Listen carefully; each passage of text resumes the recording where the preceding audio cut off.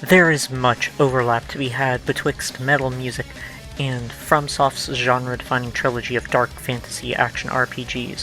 Whether that be aesthetically, thematically, or narratively, these worlds are of kindred spirits. Thus, it needn't surprise that quite a few bold souls in the world of metal have sought to channel these games into their music, overtly or not.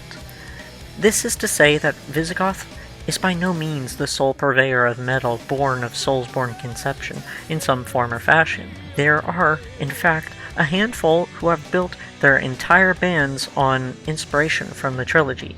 Take Firelink, for instance. Now throw Firelink in the subway garbage can where they belong. Though Visigoth only draw upon the Souls games for a single 2-track EP, 2019's Bells of Awakening, they bear the distinction of being an actually good band doling out kick-ass heavy metal tunes straight out of Lordran.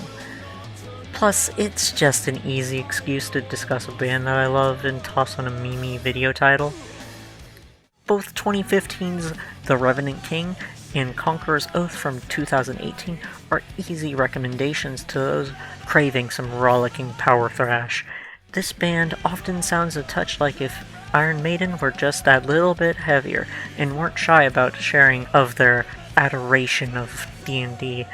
So this is not an extreme or inaccessible band. They're not black metal or death metal or grindcore or anything of that sort. They're not gonna scare off any metal neophytes. So absolutely do yourself a favor and dive into their full-length records if you haven't already, and if the excerpts in the background are making your ears perk up.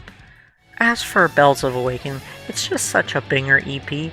Fireseeker is an apt descriptor because this shit is totally classic Visigoth shit. Booming drums, characterful vocals, sticky chorus, kick-ass guitars. It has this chanting quality to it that feels like an invitation to sing along. Abysswalker might have a beat though, if you need to be needlessly didactic about it.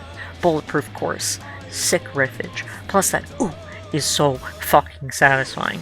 It is an anthem that makes you feel like a fucking god or whatever the hell you're about.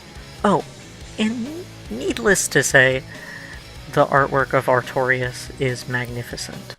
If there are to be any caveats to be had with Visigoth, it is that there has been no new material since 2019 with Bells of Awakening.